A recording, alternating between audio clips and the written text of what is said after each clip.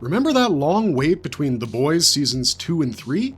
Well, turns out it wasn't just us. Even the makers were equally frustrated, and the producers wanted to do something about it. The result was an animated series titled The Boys Presents Diabolical. And diabolical it was. Basically, season 3 was stuck due to restrictions on most live-action productions during COVID-19, and several talents, including Garth Ennis himself, came up with 8 fresh stories for this animated venture. Yep, they were ideally looking at it as a filler project, but ever since it premiered, The Boys Diabolical has found its own place in the nasty superhero business. Personally, we loved that the animation served as some kind of a pass, and the creators didn't really have to hold back on the gore. This animated series is honestly one of the truest depictions of how severely unhinged the boys can be. And, of course, there were a couple of other surprises sprinkled in there for us. For starters, Simon Pegg himself voiced Huey, and for those of us who know how deep the connection between Simon Pegg and Huey Campbell actually runs, that was a treat. But what really notched up the game for this series was the death. As I said, they could go full-blown crazy with the gore, and they didn't hesitate before portraying some insane on-screen death, which the censors wouldn't pass in the live action even if they were high out of their minds. So, without any further delay, let's check out 8 of the most gruesome superhero deaths in The Boys Diabolical. Let's get into it.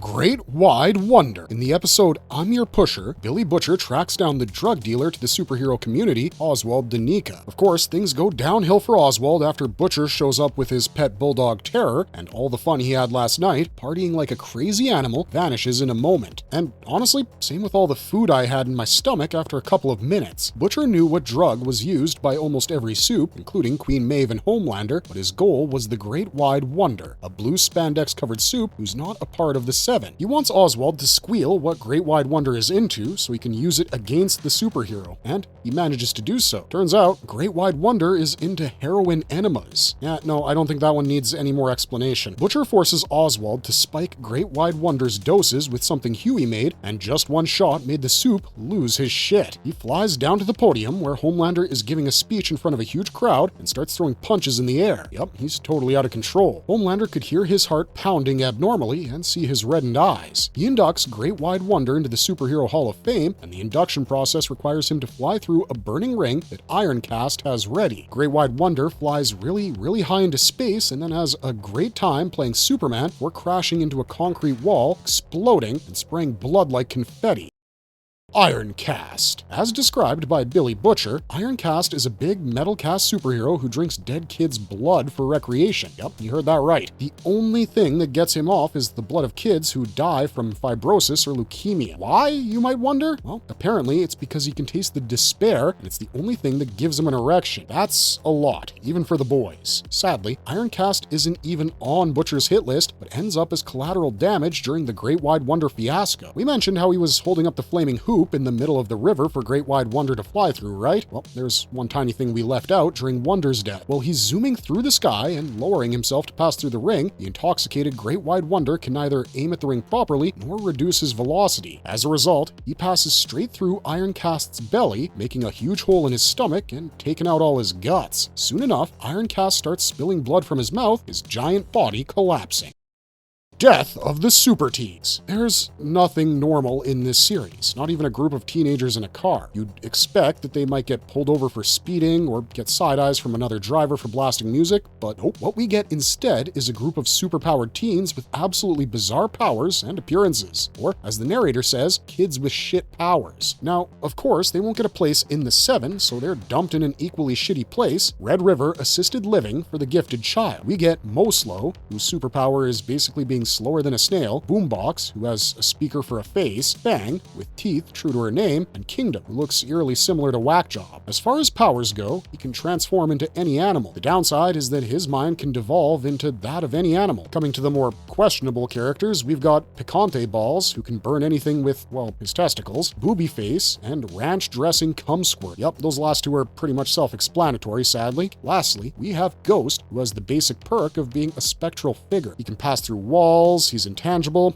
that good stuff. Now, when these teenagers realize that their parents actually sold them out to Vought and had them injected with Compound V as babies, they set out for revenge against their families. And to be fair, they do manage to avenge the injustice done to them, but when Moslow is killing his father, Homelander shows up and uses the bright red energy beams from his eyes to cut all of the young superheroes in half. Only Ghost survives thanks to her intangibility, and all we see is blood splattered all over the walls, fumes coming out of the freshly lasered bodies.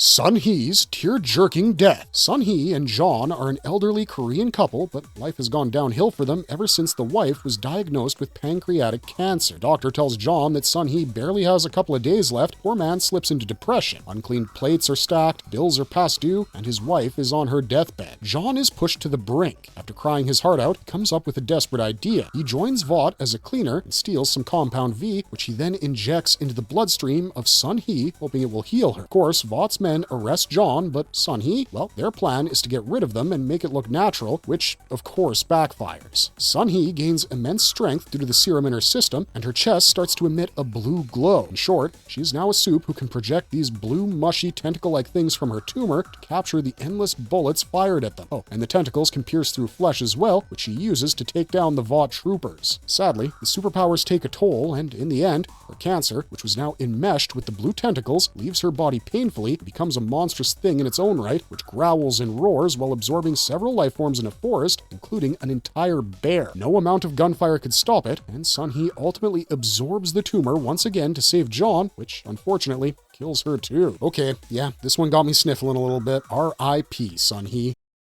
Super Brain. Simon works at a Vought facility where subjects, who are actually infants, are tested with Compound V, once successful, given up for adoption. He meets a little baby girl who looks adorable in a pink onesie and forms a bond with her. Things soon take a turn though, when this baby starts lasering during sneezes, hiccups, and laughs. Simon has to conclude the trial, saying she still hasn't gotten control of her powers, and realizing that she's been put on the list for termination by Vought. They send a soup, Super Brain, and several of their agents to kill her, but Simon tries to save her. He hides her inside his coat and runs out, but Laser Baby ends up causing a ruckus by accidentally killing a whole bunch of Vaught's minions. However, she taught Superbrain the perfect lesson when he was brutal enough to take the little red ball this munchkin loved. Superbrain levitates and aims things at Simon and the baby with his mind to kill them, but guess what? Laser Baby is angry and scared, and she emits those blue energy beams from her eyes, slicing through Superbrain's huge forehead. Thud, half a brain drops, and the soup is struggling on the ground with the other half inside, trying to put together his gray matter before finally his head bursts and he dies. Nicely done, Laser Baby. And yeah, by the end, she even learns how to aim her lasers. So, good for her.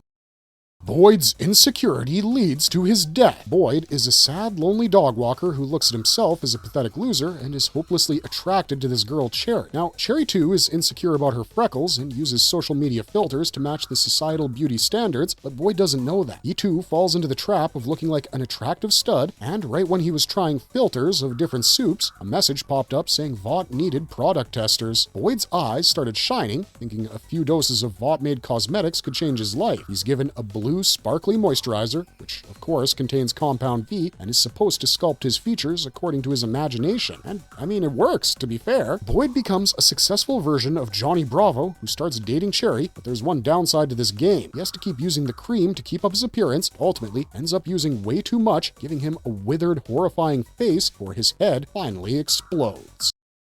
The Massacre at the Cruise Chemical Plant. In the last episode, we see Homelander's introduction to the Seven and how Black Noir steals his spotlight. Madeline Stillwell, being Madeline, puts it in his head that he cannot let some mute guy steal his thunder. Thus, when a so-called terrorist group known as the Chemical Liberation Front takes the manager and executives of the Cruise Chemical Plant hostage, Homelander knows it's his moment to shine. He goes in, despite being asked to wait for Black Noir, and in a very unlike Homelander manner, tries to reason with the outlaws and avoid violence at first. However, this is Homelander we're talking about. Sure, it's his early days in the soup world and he kills a hostage accidentally, but the death is no less gruesome. Homie tries to laser a gun to force the criminal to let it go, but it warms up way too much and bursts, causing the hostage's head to pop off and the culprit's hand to get chopped off. Then everybody else just keeps riling him up, so of course he pins one of the protesters against the wall and rips off half of his face and teeth. Next thing we know, Homelander's killed them all, and their bodies, with intestines and brains falling out, lie scattered on the floor. He then tries to attack Noir, only to cause more disaster, and slices another hostage's body in half, torso slowly detaching and falling to the ground. He even ends up causing an explosion, and Noir finishes off the mayhem by simply cracking the final survivor's head open.